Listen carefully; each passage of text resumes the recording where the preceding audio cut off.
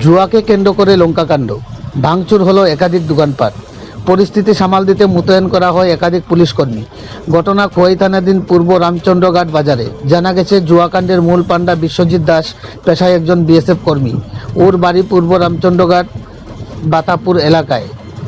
বর্তমানে আগরতলাস্থিত শালবাগানে কর্মরত রয়েছেন তিনি। শনিবার রাতে বিশ্বজিৎ আগরতলা থেকে বাড়ি ফিরে পূর্ব রামচন্দ্রঘাট বাজারের ব্যবসায়ী বিমলের দোকানে আইপিএল খেলাকে কেন্দ্র করে জুয়ার আসর বসায় বলে অভিযোগ। ঘটনাটি স্থানীয়দের নজরে আসলে বাধা দিতে গেলেই শুরু হয় বাকবিতণ্ডা। একটা সময় হাতাহাতিতে পরিণত হয়, ফলে বিশ্বজিৎ অল্প বিস্তর আহত হয়।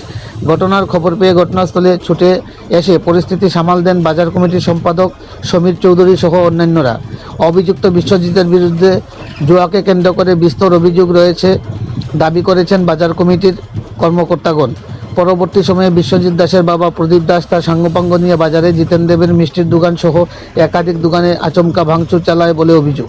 অপরদিকে বিশ্বজিতের বাবা প্রদীপ দাসের অভিযোগ, তিনি নাকি কংগ্রেস দল করার অপরাধে পূর্ব পরিকল্পিতভাবে তার ছেলেকে মারধর করে বাজারে শাসক দল আশ্রিত দুষ্কৃতীরা। ঘটনার খবর পেয়ে ঘটনাস্থলে ছুটে আসে খোয়াই থানার পুলিশ এবং পরিস্থিতি নিয়ন্ত্রণে আনে। খোয়াই প্রতিনিধি রিপোর্ট, শ্যামলী ত্রিপুরা। বাজারে আসার পরে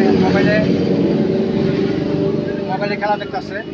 এমন সময় এই বেশ কয়েকটা ফোলাপান 10-12টা ফোলাপান আইয়া এর উপরে আক্রমণ হয়েছে, কয়েছে ধরে খারাপ বাসায় যে ধরে সুদীর ধরে পাইছি আলতা ধরে হইয়া ওই একটা এই কাঠের ফাইল দিয়া মানে বাড়ি দিছে বলতে হ্যাঁ হাতে আটকাইছে, এই যেটা ফেটটা গেছে হাতের এই যেটা মারছে। এরপর দিয়া হ্যাঁ বাইরিছে বলে দিয়া আরেকটা বাড়ি মারছে এই মাথার মেঝে, তখন মাথাটাই যেটা ফেটেছে। এরপর দিয়ে হ্যাঁ তখন দৌড় মারছে পরে দিয়ে এই 3-4টা পোলা মানে বাইকটারে মানে অনেক দামি বাইক, এই বাইকটারে বাইরিয়া ভাঙছে।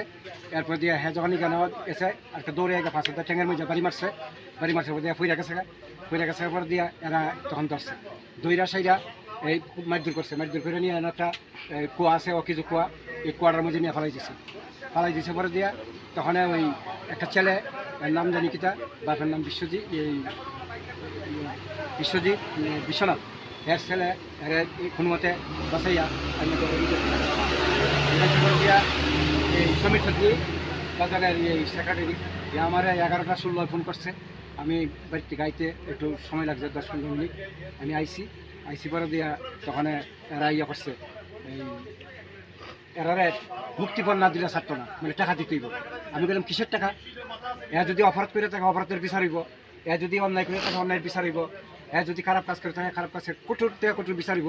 তোমরা তো বাক্য ভাঙছ, হেরাও মারছ, এখন এরা ছাড়তা না, এটা কি আইনের মধ্যে পড়েনি? কয় না, এই টাকা না দিলে ছাড়তাম না।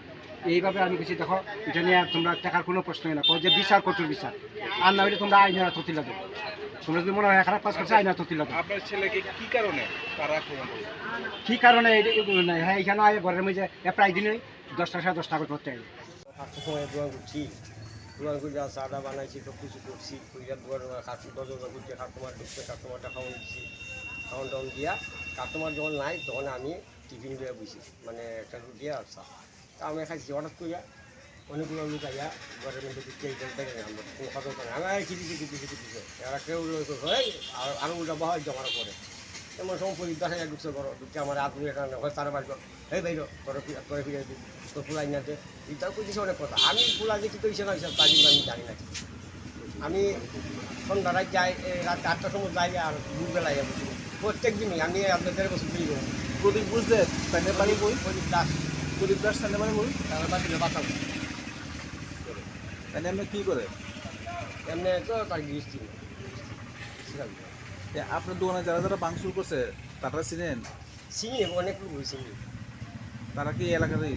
এই এলাকায় বাঁচাবো